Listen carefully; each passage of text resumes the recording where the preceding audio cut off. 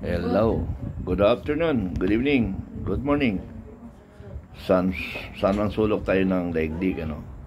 Mayroon akong ipapakita sa inyo na mga alaala ito noong 1986, ano? Na kung saan ang sundalo at ang isang musmos na bata, mga 7 years old yata o 6 years old, nawalay sa magulang at nakita siya na bibigay ng bulaklak sa isang sundalo at ngayon ay binilang niya 39 years na lumipas ay nagkita sila. So ito yung alaala na 1986 nakikibaka 39 years ago. Wala rin pagbabago na inaasahan natin pagbabago. Pakinggan na natin bago tayo magbigay ng komento, ano. Pakinggan natin. Ikaw dito, anak. Ayan yung bata. Ayan! Uy! Ito yung bulaklak! Makalipas ang halos 4 na dekada, ang bata 4 na taon siguro ito. simbolo ng revolusyon, muling nagkita.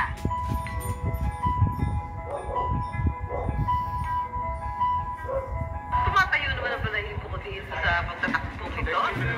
Parang gusto ko maiyak. Nakakaiyak naman to. Bakit ka doon? Eh, batang-bata ka. Opo. Bali, nasa biyahe po kami, naabutan po kami ng traffic, tapos sabi po dun sa balita, sabi ng kwento ng nanay ko na papayapa naman po yung gathering ng mga tao dun sa EDSA. Bumaba na lang kami, makisa kami sa mga tao. Tapos, nawala po ako sa site ng parents ko po, nawala ako. Nakita nila, malayo na ako, nag-aabot ako ng flower sa ground.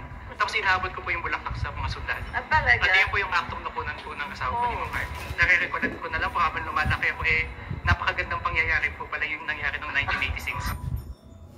Tatay Mario, walang pagsindaran tuwa. Siyempre masaya ako dahil nakita ko, ma'am. Kasi that time, nung nangyari yun sa 26 years old ako, kasi 3 years old. Oo nga. 3 years old. So, tinanggap mo naman yun yung sa bulaklak, di ba? Opo. Tapos sinawagan ko yung buhok niya doon. Ikaw, Pero malalago talaga, ma'am. ikaw, Jello, parang siya, mission accomplished ka ngayon. Hindi po ako makapaniwala na magaganap po itong pagkakataon na ito na magkikita po kami.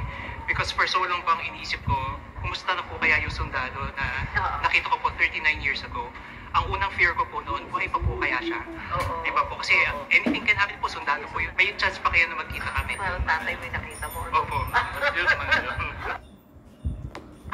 Ulitin natin. Napakaganda ng kwento eh.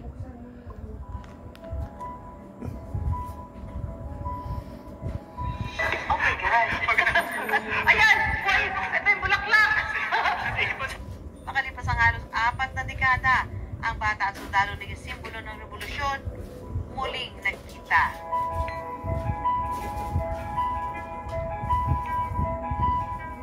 Tumatayo naman ang balahibo ko dito sa pagtatakbo ito. Parang gusto ko maiyak. Nakakaiyak naman to. Bakit ka doon? Eh, batang-bata ka. Opo. Bali, nasa biyahe po kami, naabutan po kami ng traffic, tapos sabi po dun sa balita, sabi ng kwento ng nanay ko na papayapa naman po yung gathering ng mga tao dun sa EDSA. Bumaba na lang kami, makisa kami sa mga tao. Tapos, nawala po ako sa site ng parents ko po, nawala ako. Nakita nila, malayo na ako, nag-aabot ako ng flower sa ground, tapos inaabot ko po yung bulaklak sa mga sundalo. At talaga? At yun po yung aktong nakunan po ng asawa ko ni Ma'am Martin. Nare-recollect ko na lang po habang lumalaki ako napakagandang pangyayari po pala yung nangyari noong 1986. Si Tatay Mario, walang pagsindaran tuwa. Siyempre masaya ako dahil nakita ko, ma'am. Kasi that time, nung nangyari yun sa 26 years old ako, kasi 3 years old. Oo nga, oo. So, tinanggap mo naman yung sa bulaklak, di ba? Tapos sinawagan ko yung buhok niya doon. Ikaw, Pero malalago talaga, ma'am. ikaw, Jello, parang siya, mission accomplished ka ngayon. Hindi po ako makapaniwala na magaganap po itong pagkakataon na ito na magkikita po kami. Because for so long pang iniisip ko, kumusta na po kaya yung sundalo na nakita ko po 39 years ago. Ang unang fear ko po noon, buhay pa po kaya siya. Oo. Diba po? Kasi anything can happen po, sundalo po yun. May chance pa kaya na magkita kami. Parang tatay mo yung nakita mo. Opo. Yun man yun. Okay.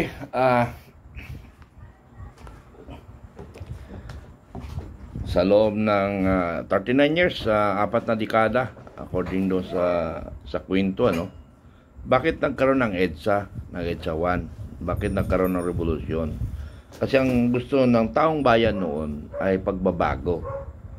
Alam mo, sa totoo lang, yung grupo na yon ay pagbabago, magmula kay grupo ni Senador Enrile, kay Ramos, Hunasan, tatlo silang involved talaga na karakter doon sa military side, Enrile, Hunasan, and Ramos.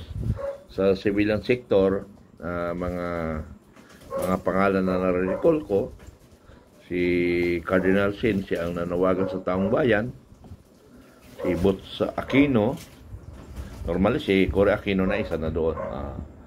So, Doy Laurel, marami yung mga kando na nanawagan, mga Aquino, no, na sinasabi natin na magbabago. Pero ngayon, lumalala ngayon ang ating gobyerno. So, ito yung problema ngayon. Dahil sa napabalita ngayon na ang lahat daw ng kritiko ay aarestuhin. So, sana alisin na lang yung batas natin. I-repeal na lang yung saligang batas. Yung batas na yan, Republic Act, kung anong batas yan, dapat baguhin na lang yan, na wala ng karapatan ang taong bayan. Para na sa ganda pa. Kasi kaysa naman maghihimutok tayo tapos may makukulong.